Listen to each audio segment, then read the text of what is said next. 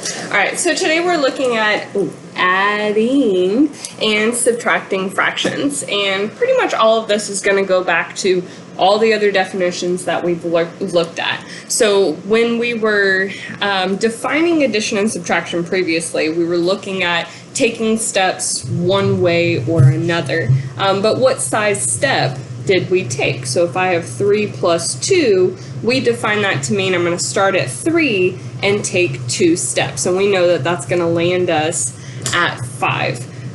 But again, when we say step, what size step were we taking? We made the assumption that we were using the unit step, right? The length between 0 and 1. That was the size of our standard step. And when we're working with whole numbers, that is a very safe assumption to make. But if you recall, when we defined what a unit fraction was, we were taking this standard unit and breaking it into a certain number of pieces. So 1/2 means I'm taking my original standard unit and breaking it into 2 pieces, and thus changing the unit or the size step that I'm going to take. So when we're adding and subtracting fractions that are working with the same unit, let's say 5/7 plus 3/7. We know by definition that my unit in both cases is 1/7. 5/7 means I'm starting at the 5th multiple, and by addition, this means I'm taking 3 steps. So if I start at the 5th multiple of 1/7 and take 3 more steps of the same size, then I land at the 8th multiple of 1/7, which is 8/7. All right, so if I already have what we call a common denominator, this means something very important. It means that I'm working with the same unit. I'm taking the same size steps. Now, if I don't have the same unit, let's say I have 3/4 plus 5/6. Well, now here I'm dealing with a step size of 1/4, and here a step size of 1/6. So how can I combine these together if I'm not taking the same size steps? The answer is a common denominator, aka a common unit. So how do I find a common denominator? Probably the easiest way to find a common denominator is just to multiply the 2 denominators together. So if I multiply 4 times 6, I get 24. So this is a common denominator. Now we can use our understanding of equivalent fractions to rewrite each of our original fractions with this common or like denominator, common unit. So for my first fraction, I would need to multiply top and bottom by 6. So I would get 18/24. And we know these are equivalent. They're going to land us on the same spot on the number line, so we're good to go. Likewise, with the second fraction, to get 24, I do need to multiply that denominator by 4, and then likewise the numerator. So I would end up with 20/24. Again, by equivalent fractions, we know those land us on the same spot of the not the equal sign, the number line, so we're good to go. And now we have 2 fractions working with the same unit, so when we say we're taking steps, it makes sense now. I'm starting at the 18th multiple of 24 and taking 20 steps, landing me at the 38th multiple of 24, which we know to be 38/24. Now, we didn't simplify this, shame on us, I know, but doesn't matter.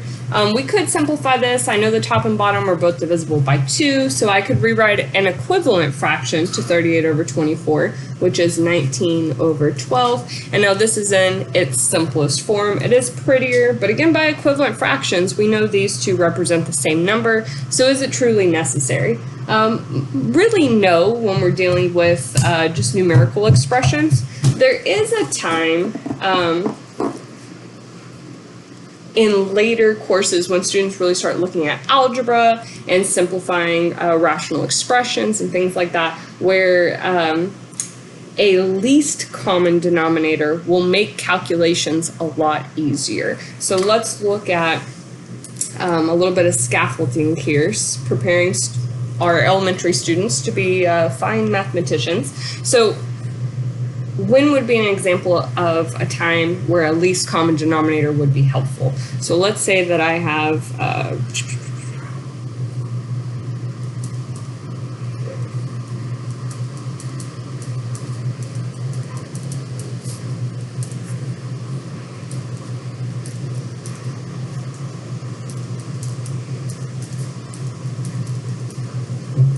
so in a case like this, I have 2x minus 5 over x plus 3 times x plus 2 plus x plus 7 over x plus 3 times x minus 1. Now, we previously saw we can find a common denominator just by multiplying the two denominators together. It's not such a bad idea, except if all I know how to work with is a quadratic. If I multiply both denominators together, then I'm going to end up with 1, 2, 3, 4, x to the 4th power. And if I don't have the tools to work with that, then I'm kind of in a pickle. So if we found the least common denominator, then we'll see in a few minutes, what I would end up with in my numerators would just be a quadratic. And if I needed to solve, maybe this was an equation or it's going to be an equation, trying to find x-intercepts or anything like that, I would only be working with a quadratic. So a least common denominator is helpful in keeping our calculations or functions as simple as possible. So we'll jump back to this in just a second, but let's look at how would I find the least common denominator. So my LCD, least common denominator. Let's say that I have this previous example up here, 3/4 plus 5/6, and I want to find the least common denominator. Many people will be jumping up and down and tell you it's 12, it's 12, it's 12. Awesome, it's 12, but how do you know that? So a couple of different ways that we could find it. One, looking at multiples. So if I take 4 and count by 4s. So I have 4, 8, 12, 16, 20, so on and so forth. And then I'll do the same thing with 6. I'm going to count by 6s. So I get 6, 12, and I'm going to stop right there. I found the smallest multiple that they share, so this is my least common denominator. This is nice with numbers, but how would I achieve that here? What does a multiple of x plus 3 times x plus 2 look like? The answer is I don't know. So this is nice, but again, if we're scaffolding, trying to help students for their future courses, then it's not exactly helpful. So what's an alternative? An alternative is looking at the factors of the denominators, namely the prime factorization of the denominators. So if I take 4, 4 is not prime because it's divisible by more than just 1 and 4.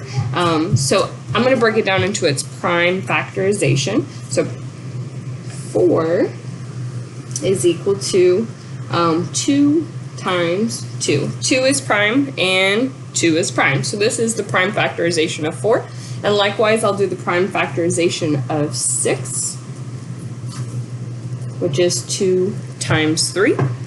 Now, taking the factors, to get the least common denominator, I'm going to take the most times a factor appears in any given number. So the two factors I'm dealing with are 2 and 3. The most amount of times that 2 appears is twice. It appears 2 times in 4, so I'm going to take 2 twice. And the other factor, 3, the most times it occurs is just once. It's not anywhere in 4, but it occurs once in 6, so I will take it 1 time. So again, we're taking each factor the most amount of times that it occurs.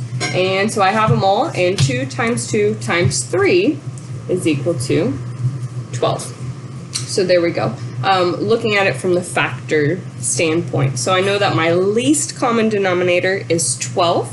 And now, just like we did in the previous example, we're going to find equivalent fractions to the given fractions using our new denominator. So with the first fraction, I multiplied by 3 to get a denominator of 12. So I'll multiply top and bottom by 3, which gives me 9 over 12. Plus, I need to multiply by 2 to get a denominator of 12. So I'll multiply top and bottom by 2. I get 10 over 12. Now I'm starting at the 9th multiple of 1/12 and taking 10 steps, which gets me to the 19th multiple of 12, which is the same value we got before once we simplified. So let's jump back to this algebraic expression and see how does this translate.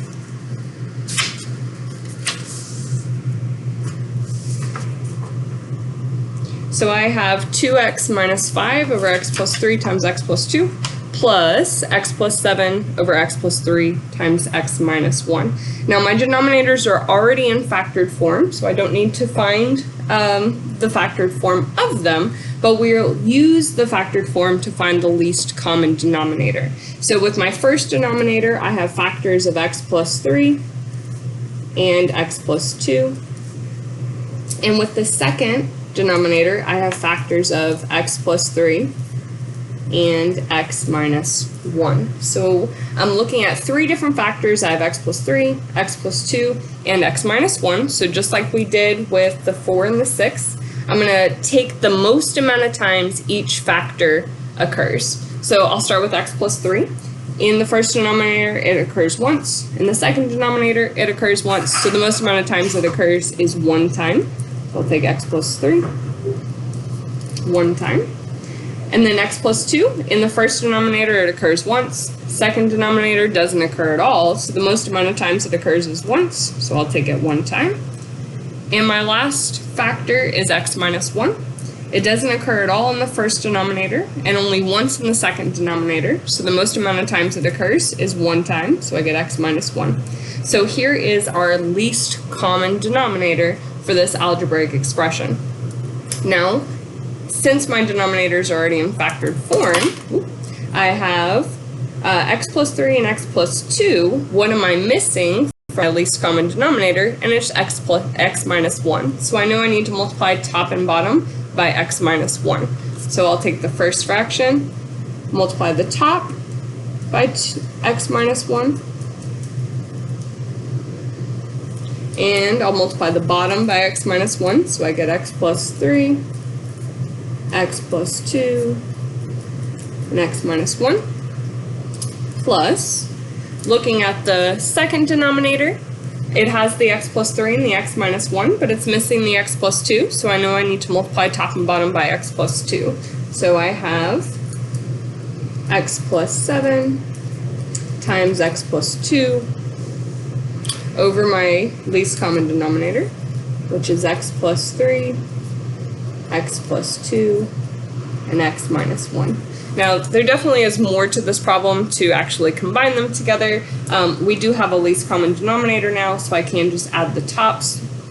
In an algebraic course, they would need to use the distributive property, which we know all about, so we could distribute these, combine like terms.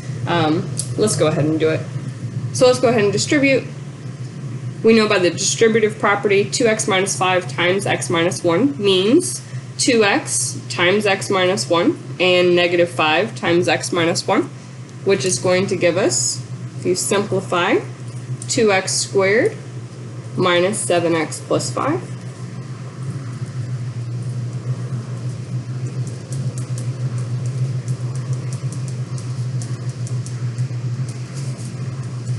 And we'll go ahead and distribute here, x plus 7 and x plus 2.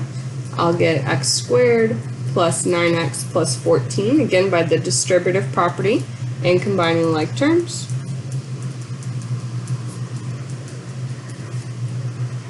Now again, I have that common denominator, so I can just add my numerators and combine like terms. So I have 2x squared and 1x squared gives me 3x squared plus 2x plus 19 over that least common denominator.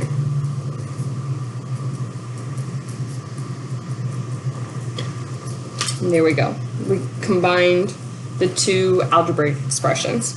So I did not do this example the way that we did the fraction the first time without finding the least common denominator. That would be a nice exercise for you to do, to just multiply the two denominators together and work out the problem from there. You'll see that the expression that you end up with is far larger and more complicated than the one we found by using the least common denominator. So again, a little bit of scaffolding to see why finding the least common denominator is important. But when we are just working with numerical values, since we know that equivalent fractions, equivalent values are going to land at the same spot on the number line, we know these two values are equal, so it's not super important to find the least common denominator or even simplify the numerical value.